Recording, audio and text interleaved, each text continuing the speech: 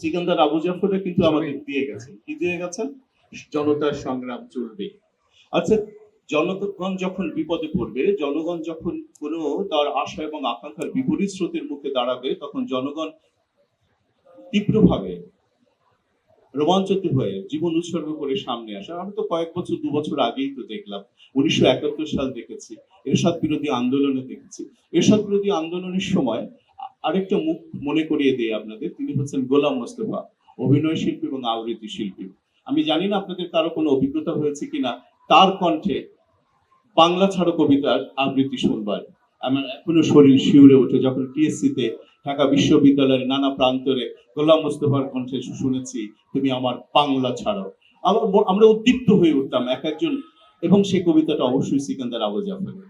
কেমন এইভাবে তারা আমাদেরকে তৈরি করে দিয়ে গেছেন, আমাদেরকে একটা সুন্দর বাংলাদেশ বিনির্মাণের সুযোগ করে দিয়ে গেছে। সিকান্দার আবু জাফর অসাধারণ কাজ করেছেন। আমি যেহেতু বাংলা একাডেমির সঙ্গে সংশ্লিষ্ট, 1965 সালে তিনি একটি বই অনুবাদ করেছেন, সেটি হচ্ছে রুবাইয়াত, ওমর খৈয়াম। ওমর খৈয়াম সম্পর্কে আমরা খুব কম জানি। ওমর খৈয়াম কিন্তু শুধু কবি ছিলেন না, তিনি বিজ্ঞানী ছিলেন এবং তিনি জ্যোতির্বিজ্ঞানী ছিলেন। তিনি অনেক কিছু আবিষ্কার করেছিলেন এবং সেই সময় বিস্ময় লাগে যে সেই সময় যে মৌলবাদীরা ছিল, তিনি যখন খোরাইজামে বিজ্ঞান মানমন্দির আবিষ্কার করেন, তৈরি করেন, সেটি কিন্তু পরবর্তীকালে সেই সময়ের মৌলবাদীরা পুড়িয়ে দিয়েছিল। এবং আজ এত বছর পরে, প্রায় 1200 বছর পরেও কিন্তু আমরা সেই মুখোমুখি দাঁড়িয়ে আছি মৌলবাদের, অর্থাৎ অশুভ শক্তি। আমরা কি আসলে খুব অগ্রসর হয়েছি?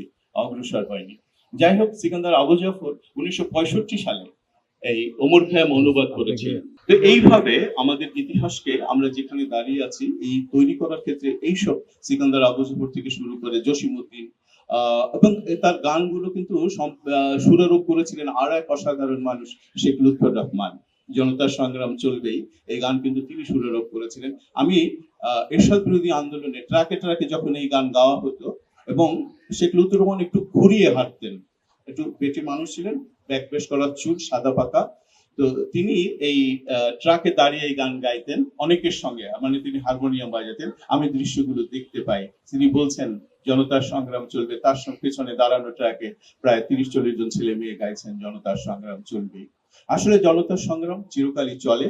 আমরা যারা প্রাত্যজন, আমরা যারা সাধারণ মানুষ, আমাদের স্বপ্ন যখন চুরি হয়ে যায়, আমাদের স্বপ্ন যখন বিক্রি হয়ে যায়, আমাদের সুন্দর স্বপ্ন যখন কেউ ডাকাতি করে নিয়ে যায়, আমাদের স্বপ্নগুলো যখন কেউ চিন্তাই করে নিয়ে যায়, তখন আমরাই আবার রাস্তায় নেমে আসি।